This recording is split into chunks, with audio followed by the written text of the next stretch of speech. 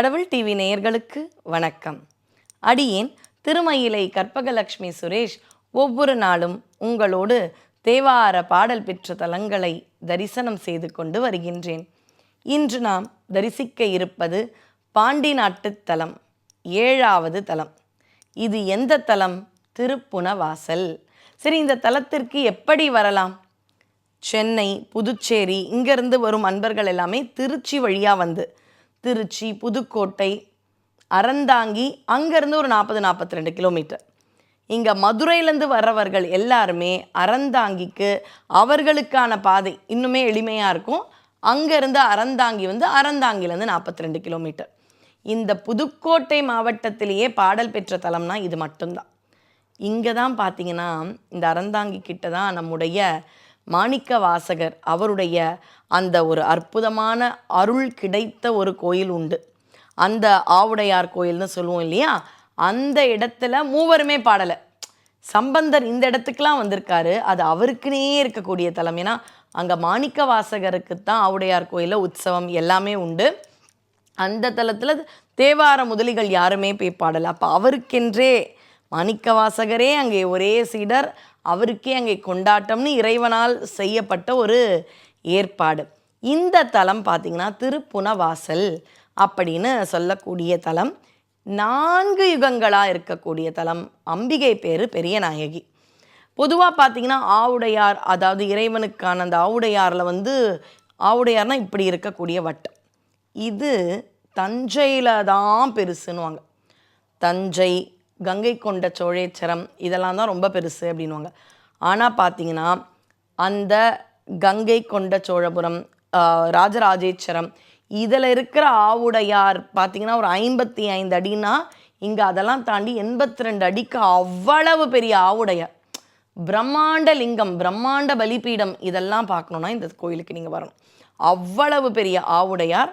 மேலே இருக்கக்கூடிய லிங்கம் பானம் அது சின்னது தான், ஆனால் ஆவுடையாருடைய சுற்றளவு பெருசு.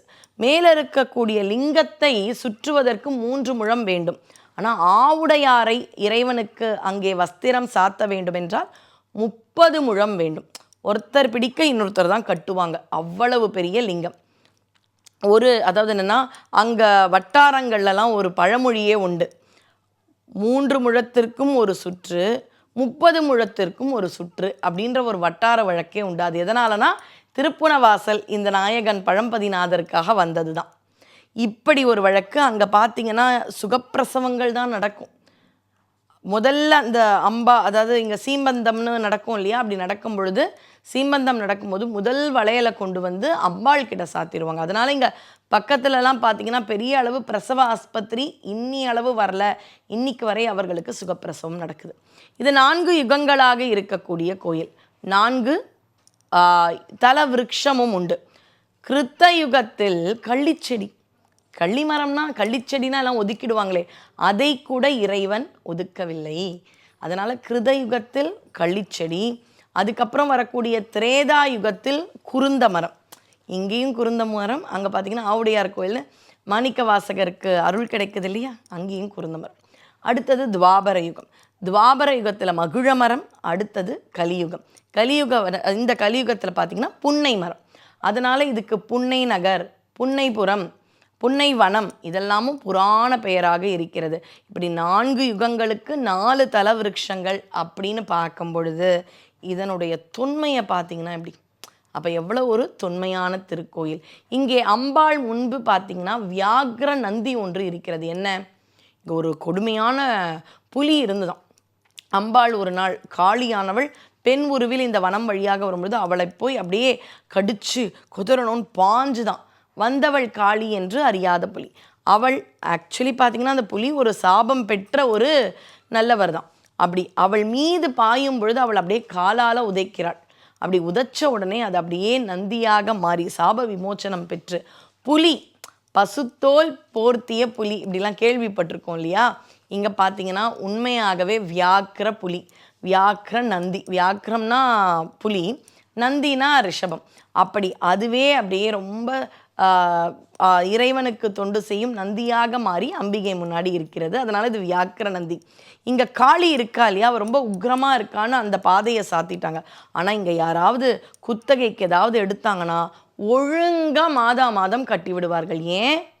கணக்கு வழக்கு ஒழுங்கா இல்லைன்னா இந்த காளி வீட்டில் இருக்கிற ஏதாவது ஒரு அசம்பாவிதமாயிடும்.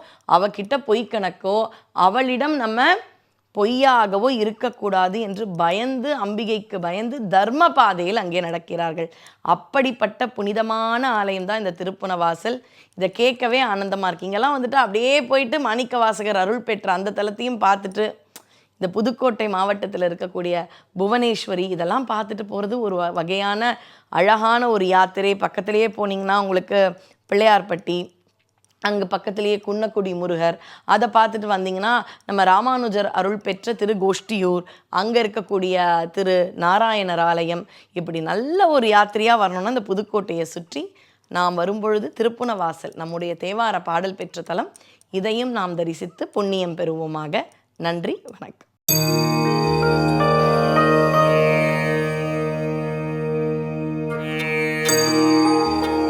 தேங்க்ஸ் ஃபார் வாட்சிங் கடவுள் டிவி. இது போன்ற ஆன்மீக வீடியோக்களை தொடர்ந்து பார்க்க கடவுள் டிவி யூடியூப் சேனலை சப்ஸ்கிரைப் பண்ணுங்க.